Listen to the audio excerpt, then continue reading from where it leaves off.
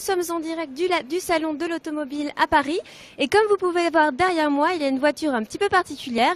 Donc nous sommes devant le stade de HEI. HEI, c'est une école d'ingénieurs lilloise. Et donc nous sommes en présence de Clément Jarraud. Donc Clément Jarraud qui est un des fondateurs de cette voiture, la Helios 4. Donc la Helios 4 qui est donc une voiture solaire. Voilà, donc est-ce que tu peux nous en dire un petit peu plus, Clément? Déjà, bonjour. Bonjour. Donc, ce qu'on présente, c'est le prototype Helios 4, donc le 4e prototype réalisé par l'association.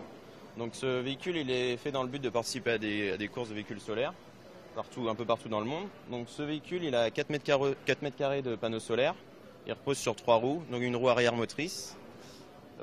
Actuellement, on arrive à atteindre une vitesse de pointe de 110 km/h. Alors, sachant que la vitesse moyenne à laquelle on arrive à avoir le meilleur l'apport des panneaux et la puissance du moteur qui se compense, c'est à peu près 60 km/h. Donc à 60 km/h, on a une autonomie infinie.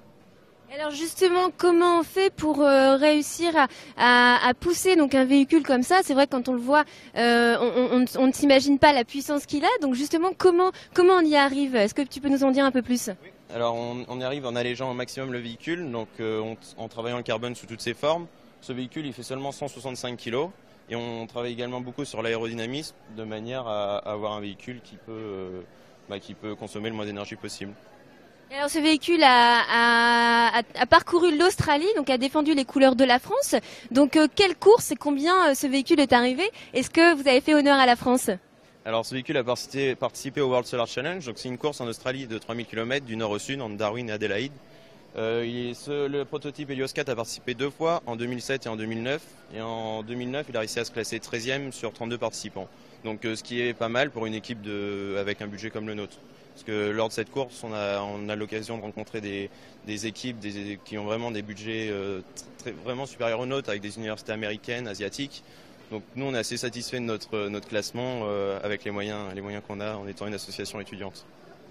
D'accord, et alors là en ce moment vous travaillez sur la Helios 5, donc il y a un nouveau modèle, donc j'imagine que vous modifiez la Helios 4. Qu'est-ce que vous apportez justement de plus pour qu'elle soit encore plus performante?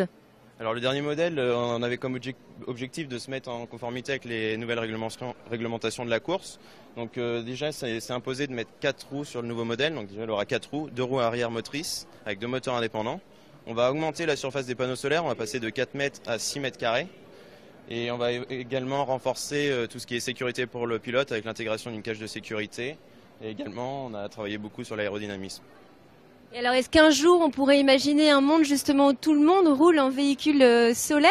Est-ce que c'est le but justement de ces expériences? Alors l'objectif de faire des projets comme ça, c'est un peu de rêver. Donc on peut se dire qu'un jour, peut-être tout le monde roulera avec des panneaux solaires sur son toit. Après, actuellement, ça me paraît encore un peu compliqué d'avoir un véhicule totalement autonome qui fonctionne juste à l'énergie solaire, sachant que c'est quand même des coûts assez élevés. Et nous, on travaille beaucoup sur le poids, le véhicule est léger, donc le véhicule de Monsieur Tout-le-Monde, c'est un peu compliqué pour le moment. Par contre, pourquoi pas utiliser l'énergie solaire en hybride avec une autre énergie propre, telle que l'hydrogène, ou même soulager les batteries d'un véhicule électrique. D'accord, merci beaucoup Clément. On va devoir rendre l'antenne. Écoutez, on était donc devant le stand de HEI au Salon de l'Auto 2014. Et donc, c'est une voiture que vous pouvez découvrir jusqu'au 19 octobre sur le Salon de l'Automobile à Paris.